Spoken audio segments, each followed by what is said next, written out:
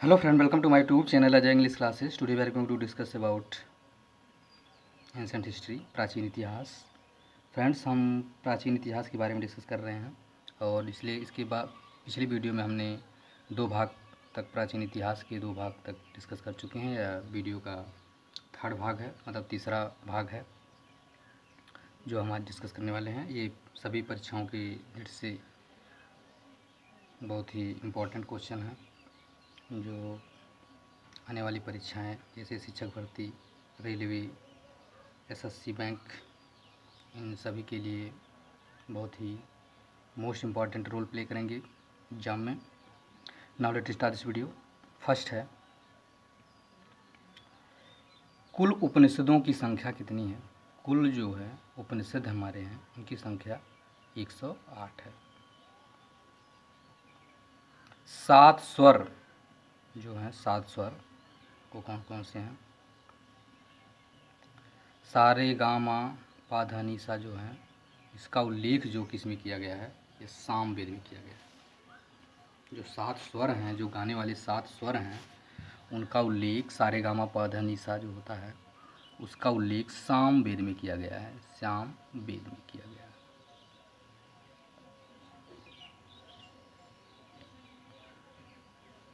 Next है, सामवेद के मंत्रों को गायन करने वाले को उद्गाता कहा जाता है.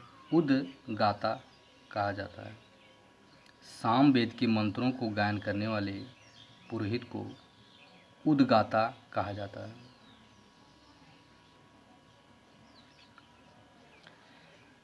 नेक्स्ट है, सबसे प्राचीन उपनिषद छांदोग्य उपनिषद है.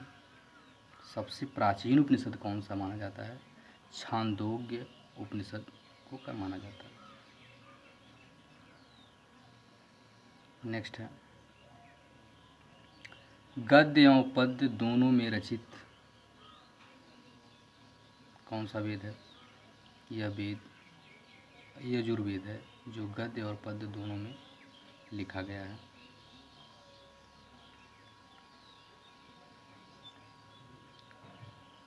नेक्स्ट है, यजुर्वेद के पुरोहित को अधूर्व कहा जाता है. जो यजुर्वेद का पुरोहित होता है उसे हम अधूर्व कहा जाता है.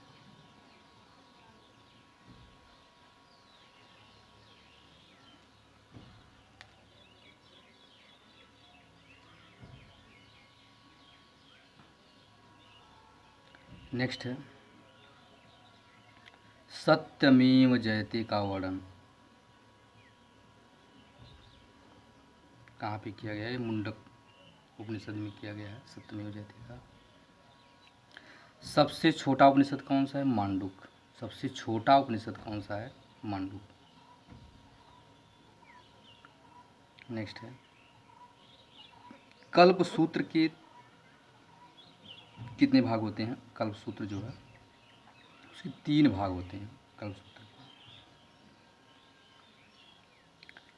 आयुर्वेद किस वेद का उपवेद है? यह ऋग्वेद का है. आयुर्वेद किस वेद का उपवेद है? ऋग्वेद का.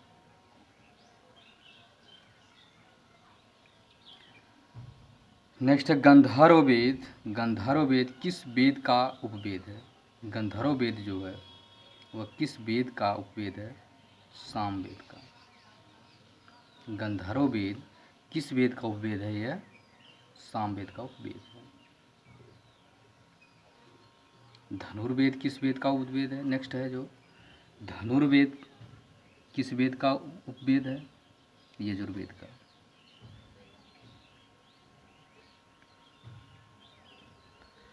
नेक्स्ट है, शिल्प वेद किस वेद का उपवेद है?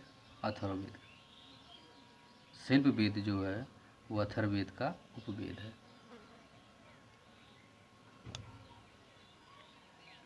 नेक्स्ट है, वशीकरण, जादू टोना, भूत प्रेत, औषधि का वर्णन, इन सभी का वर्णन किस में किया गया है? अथर्ववेद में. अथर्ववेद में जादू टोना, भूत वशीकरण, भूत प्रेत और इन सभी का वर्णन किया गया है अथर्ववेद में।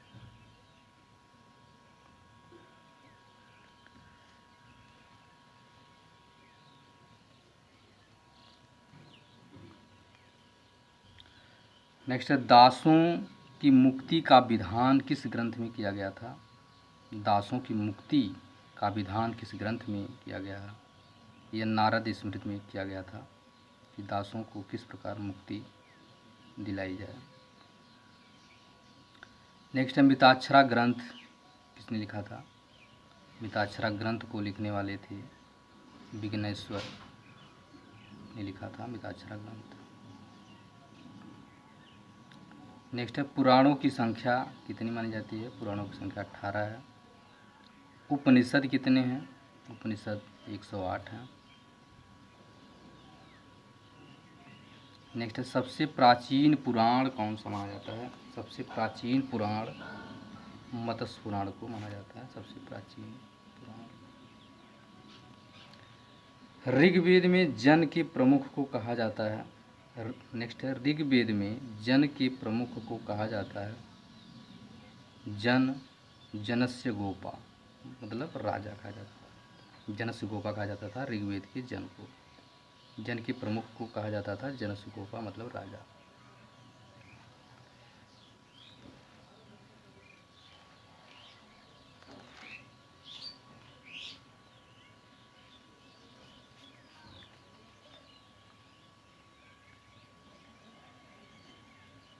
नेक्स्ट है,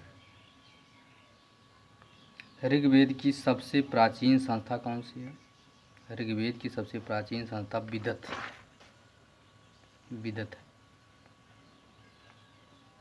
नेक्स्ट है, समित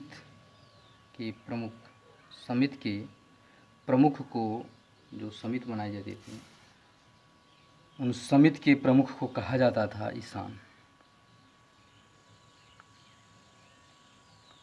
नेक्स्ट है, दशराग युद्ध जो हुआ था उस समय भरतवंश के राजा सुदास या 10 राजाओं के बीच यह युद्ध हुआ था, दशराग युद्ध, जो रावी नदी के तट पर हुआ था उस समय में। नेक्स्ट है, 10 राग युद्ध का वर्णन ऋग्वेद के 7वें मंडल में मिलता है। 10 राग युद्ध का वर्णन। नेक्स्ट है, ऋग्वेद में वर्ण व्यवस्था का उल्लेख, ऋग्वेद में वर्ण व्यवस्था बनाई गई थी उनका उल्लेख 10वें मंडल में किया गया है ऋग्वेद में। नेक्स्ट है, पुरुष सूक्त में वर्ण व्यवस्था का उल्लेख मिलता है। पुरुष जो सूक्त है उसमें वर्ण व्यवस्था का उल्लेख किया गया है। नेक्स्ट है, ऋग्वेद में गाय के उल्लेख जो है, ऋग्वेद में गाय का उल्लेख 176 बार हुआ है। ऋग्वेद में गाय का उल्लेख जो है 176 बार किया गया है। Friends, I hope you enjoy this video. Thanks for watching this video. Thank you so much. Friends, if you watching my video first time, please subscribe my channel and don't forget the thumb up like and subscribe there, share there friends. Thank you so much.